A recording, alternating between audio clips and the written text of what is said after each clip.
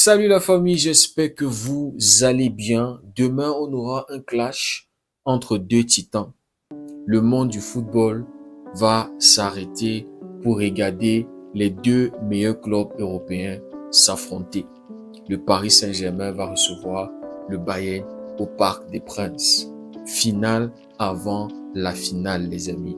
Et ce qui est bien avec cette finale-ci, c'est qu'on aura droit à deux finales, les gars.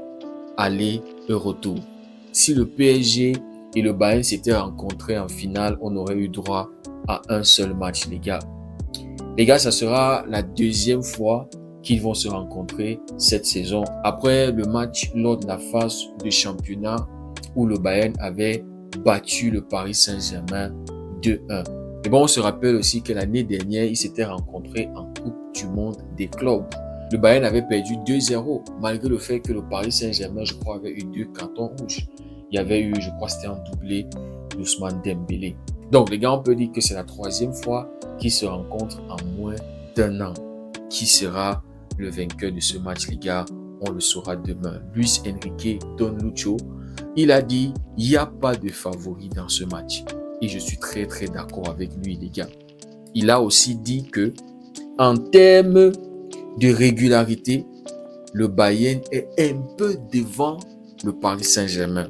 Si on parle en termes de ce qu'on montre en tant qu'équipe, il n'y a personne meilleur que nous. On va se régaler demain, je vous assure. Quand on voyait Luis Enrique en conférence de presse aujourd'hui, les gars, il est impatient pour le match de demain, les gars. Il ne peut pas attendre. Ça se voit qu'il a cuisiné quelque chose de très pimenté pour le Bayern. C'est un match qui va se jouer sur les détails, les gars. Luis Enrique a dit, c'est un match attractif pour les supporters. Ce ne sera pas un match spécifiquement pour les attaquants, au contraire. Donc, moi, quand j'interprète ça, les gars, ça va être un match où les défenses vont devoir être au top. Celui qui va gagner ce match sera celui qui aura défendu le mieux que l'autre. C'est-à-dire celui qui aura été meilleur que l'autre, mais aussi celui qui aura été plus tueur que l'autre. On se rappelle qu'en quart de finale, le Paris Saint-Germain avait eu Liverpool. Ils avaient battu Liverpool 2-0 à l'aller, 2-0 au retour. Malgré le fait que Liverpool avait été dominant au match retour qui était à Anfield, le Paris Saint-Germain n'avait encaissé aucun but, les gars. Côté Bayern, ils avaient encaissé 4 buts du Real Madrid.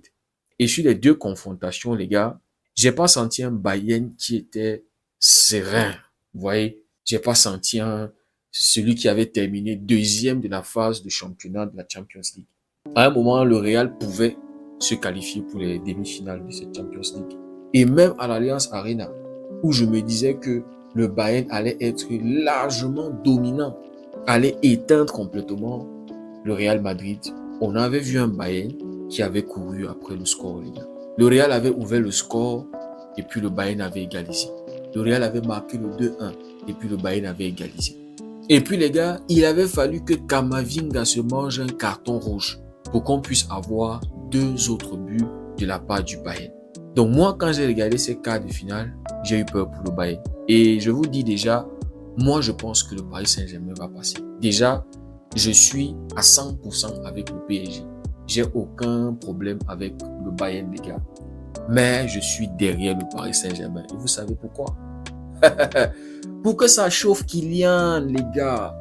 Pour que ça chauffe Kylian. Et pour que ça chauffe tous ces Madrilènes-là qui le défendent. Non, c'était pas la faute à Kylian. Si le Paris Saint-Germain n'avait pas remporté la Champions League quand il était là-bas. Non, la saison dernière au Real, il y avait beaucoup de lacunes. Kylian, il marquait ses buts. Les autres n'étaient pas au top. Et la Champions League du PSG, ça veut rien dire. Les gars, cette saison-là, je veux que le Paris Saint-Germain fasse le back-to-back. Là, pour que ça chauffe le cœur de Kylian. Et on voit déjà les réactions de Kylian Mbappé, les gars. On voit déjà sa frustration pour une deuxième saison blanche.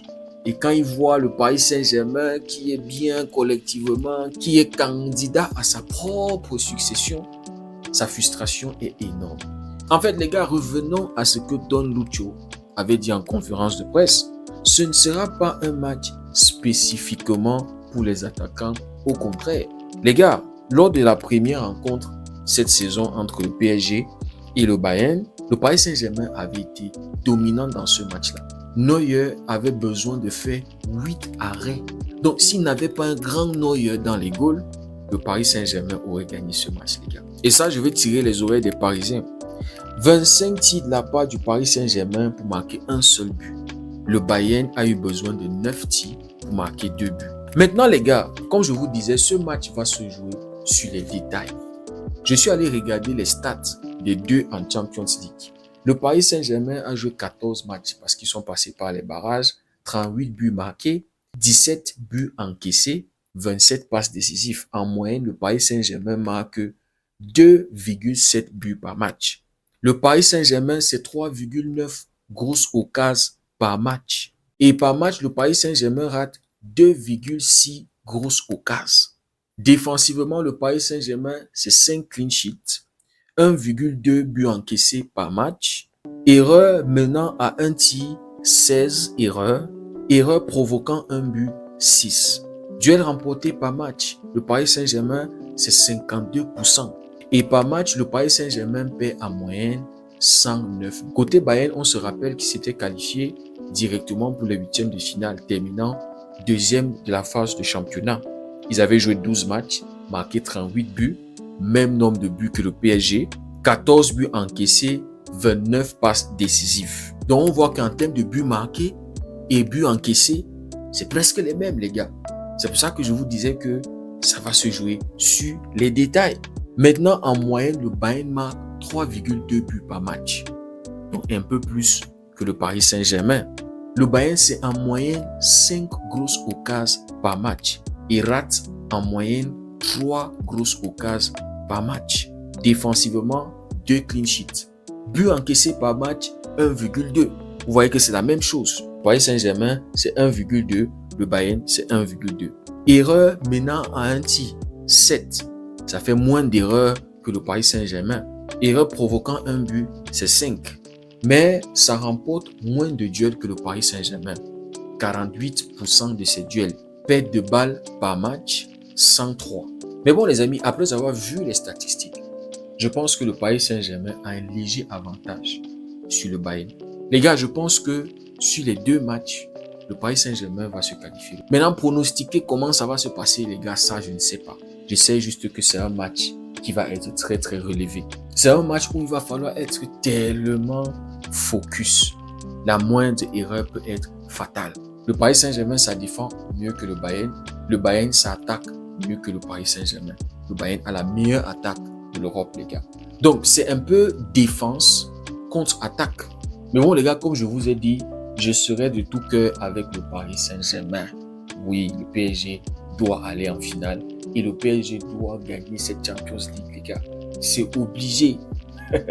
Dites-moi ce que vous en pensez en commentaire. C'est quoi votre pronostic? Comment est-ce que vous voyez ce match? Si le contenu vous a plu, likez, partagez pour ceux qui découvrent cette communauté.